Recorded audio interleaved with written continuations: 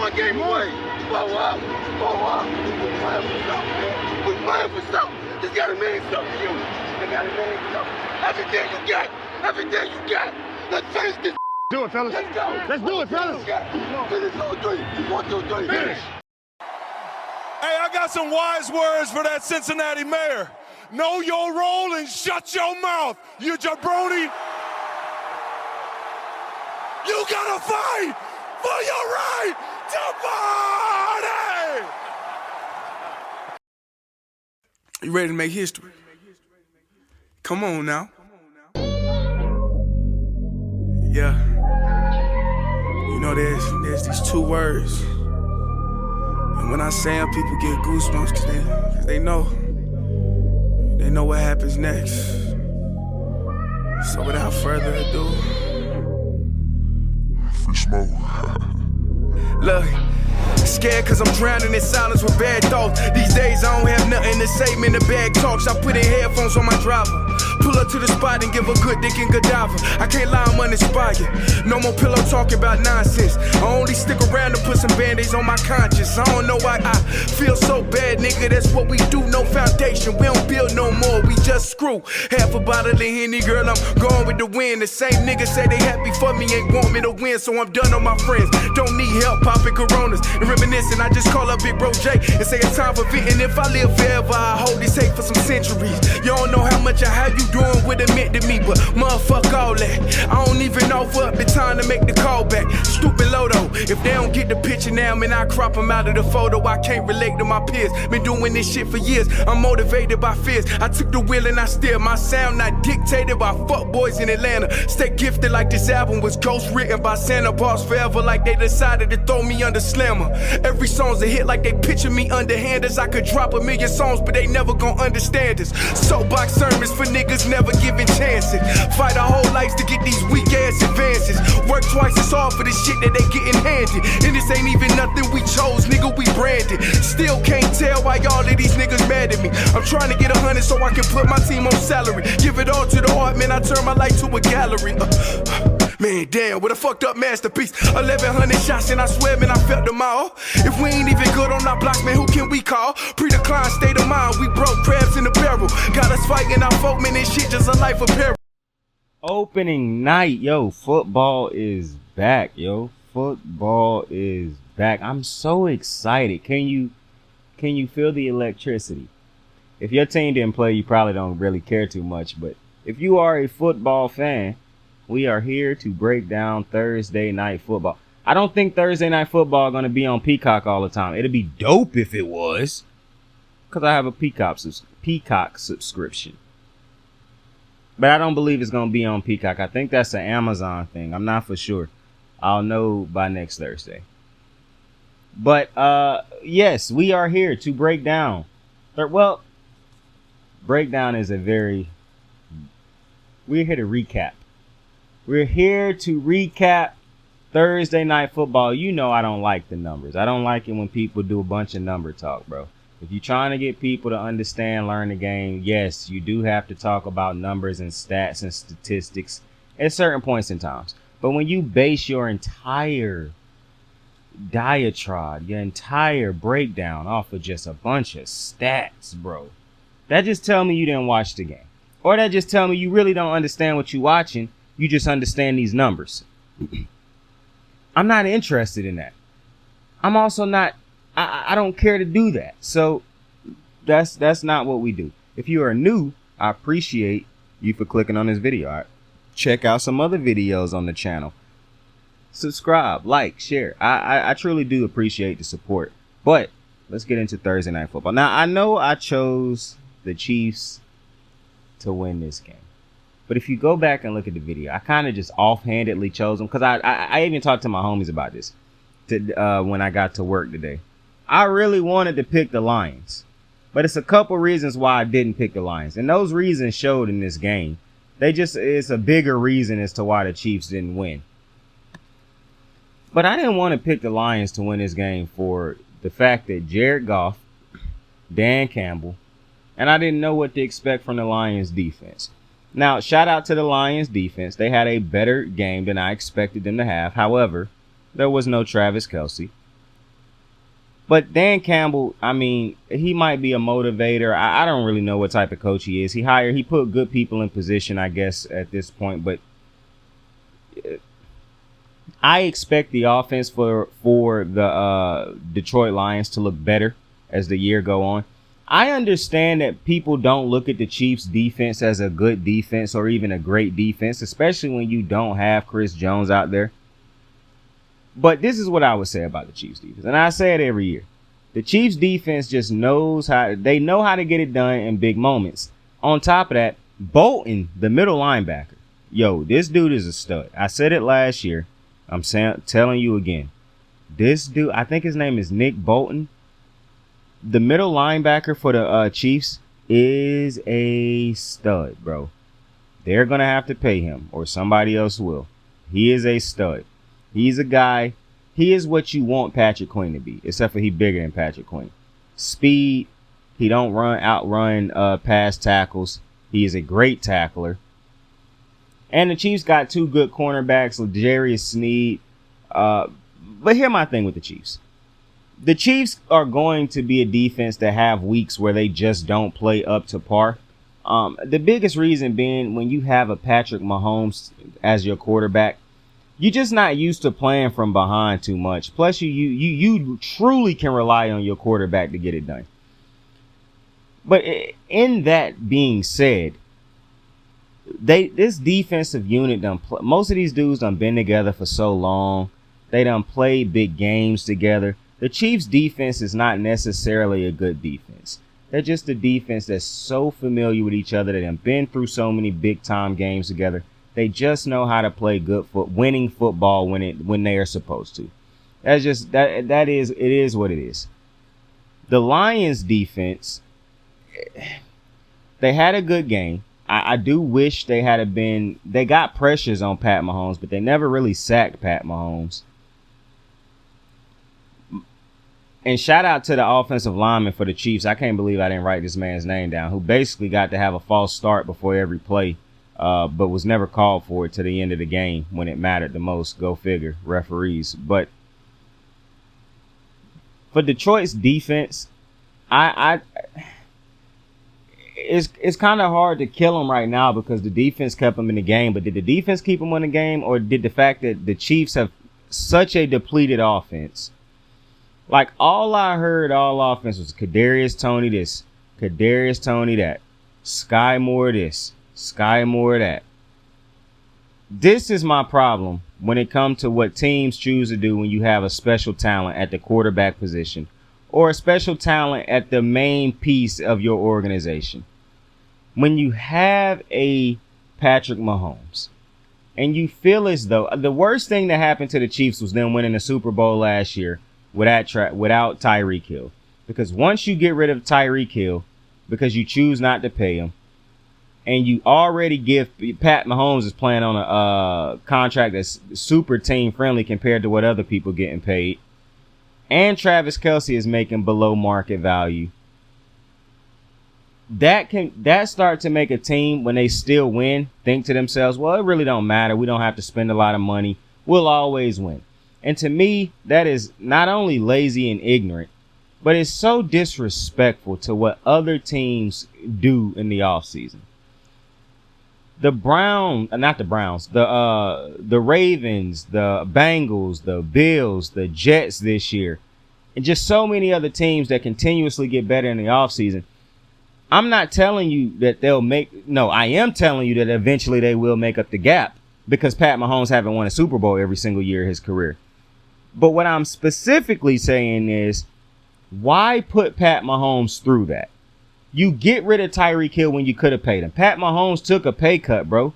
So you could pay people like Tyreek Hill. So you could pay people like Jones. Yet you pay neither one of them. I don't think Chris Jones going to get paid. I think he's going to end up being traded. I'm just being honest with you. Because the Chiefs won a Super Bowl last year. And now they have two. So they can rest on their laurels for a while before they really have to bump it up and go compete to go build another great roster around Pat Mahomes. Pat Mahomes might become a victim of his own success because he is so great, like Lamar. because Lamar could carry the Ravens without true talent around him, they never went and got him any until it got to the point where everybody is hurt. Now Lamar can do nothing because it's nothing at his disposal. Why do you want to see it get to that with Pat Mahomes? You keep telling me how great these other dudes is. Kadarius Toney had about 3 or 4 drops tonight. It was so many plays that if Tyreek Hill was the guy with the ball in his hand, these are big plays. I understand how great Pat Mahomes is, but why make Pat Mahomes work that hard? This is my problem with organizations. When you choose to become cheap at the expense of a player. Pat Mahomes is great, but Pat Mahomes don't win by himself. Pat Mahomes is great as he can be because he can uplift talent. Talent will still be what it is at the end of the day. It's no getting around that. That's why Brady eventually left the Patriots, because he wanted to play with talent.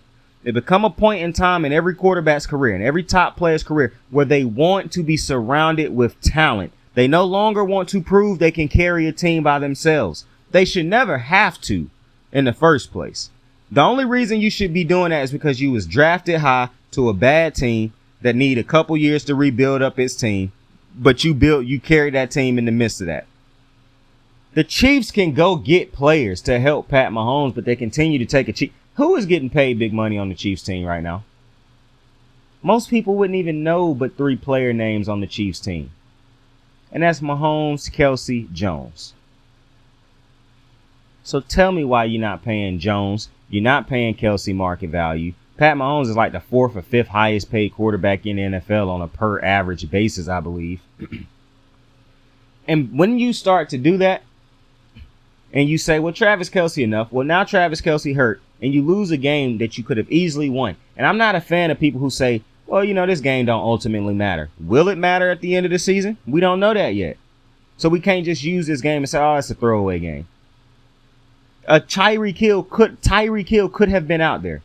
Travis Kelce obviously could have been out there. He was hurt. But could you imagine if you had that fallback option? Why continue to take away Pat Mahomes' number 1 weapons, his favorite targets, his reliable targets, and put all these other guys at his disposal and say he can figure it out? Why do that? I tell y'all all the time, the only person, the players are not the only people who get paid.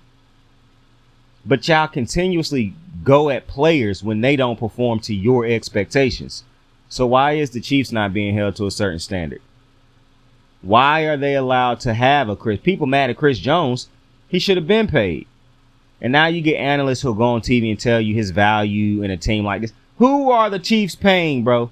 They keep getting on here and telling y'all people, y'all let these owners lie to y'all and these GMs lie to y'all and say, oh, we can't afford this and that. Who are they paying?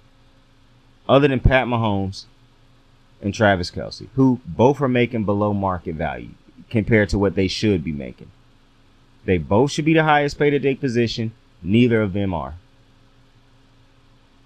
Because that lead to losing to the Lions in a game that Pat Mahomes kept you in the game, as did that defense.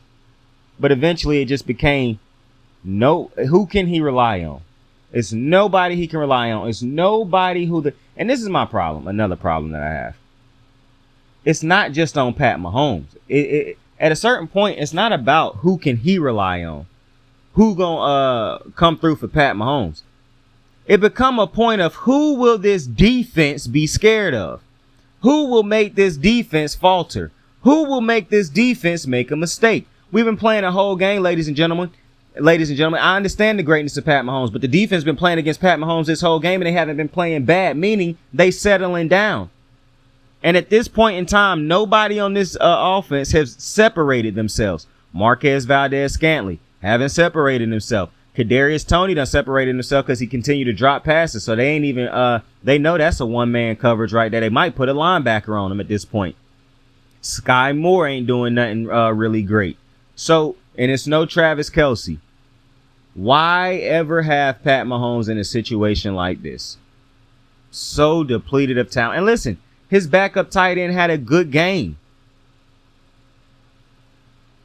But at the end of the day, look at what he had to work with out there. I'm not a fan.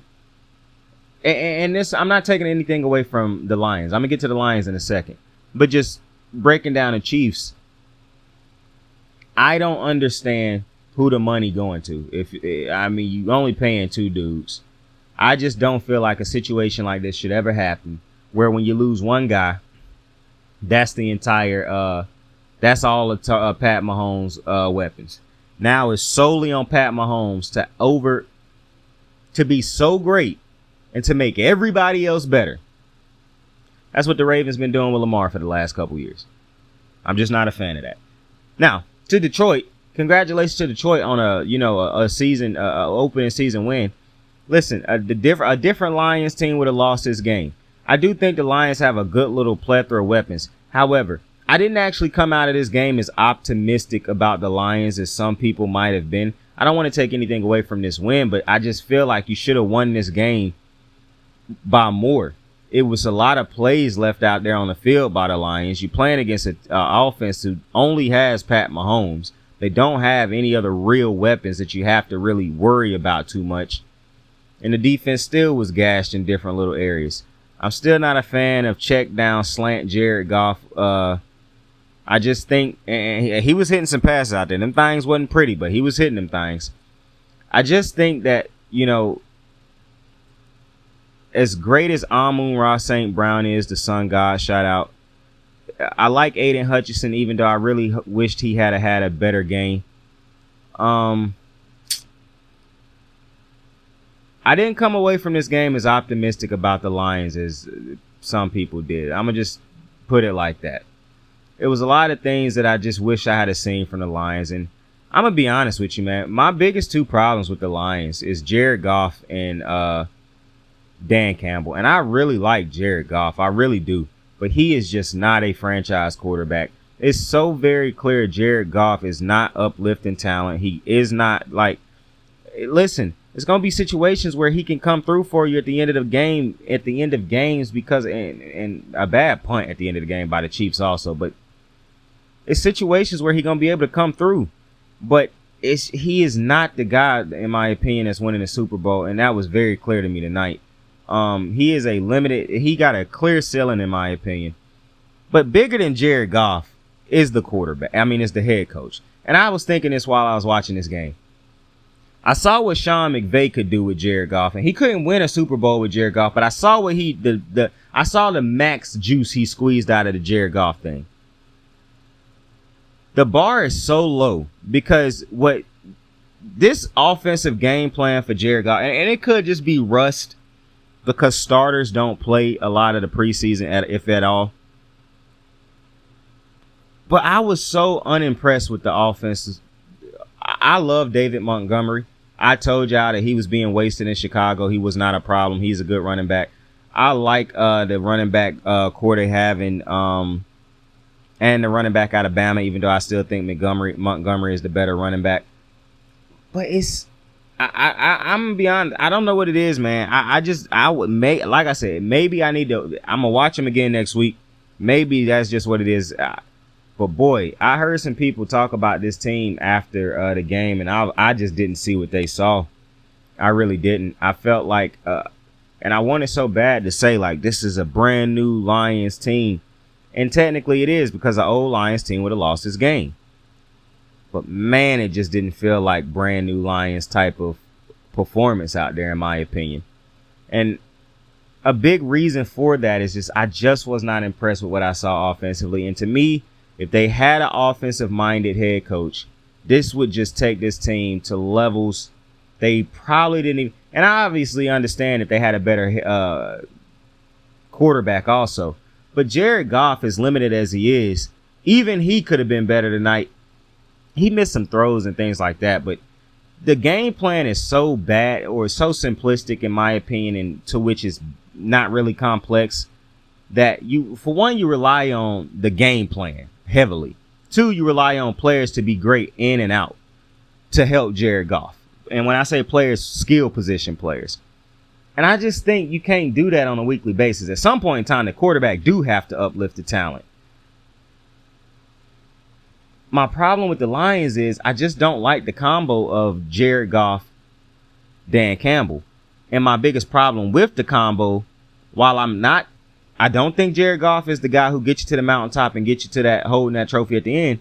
I just feel in my soul Dan Campbell can be a better head coach for this team than Dan Campbell. And I know people might be tired of me beating that drum, but I'm telling you, after what I saw tonight and what I see from this team every time I watch them, if they had a better offensive head coach, they would have probably put up 30-plus points tonight. But that's my thoughts after the first game of the season. I cannot wait till Sunday. The first recap of the season, bro. It felt good. But with that being said, I appreciate y'all for joining me on another episode of Kicking with Saint, the recap. I appreciate you. Tell somebody you fuck with them. Tell somebody you love them. You can be anything in the world. Choose to be kind to somebody today. Love. That's the goal. Like, subscribe, share. I truly appreciate you. Saint out. I got the moves like hot sauce. Lil' mama taking the top off. I'm laying down getting topped off. After this, she know she getting knocked off. I know she loving the money, so I keep on thumbing and thumbing. She say she horny when she taking shots, so I keep them coming and coming. Now I'm putting dick in her tummy. Scoop her up like I'm raking her something. You would think shawty red track, the way that she running and running. You getting dumber and dumber. You out here chasing the bone. After she finished from giving me dome, the Uber is taking her home. Tight.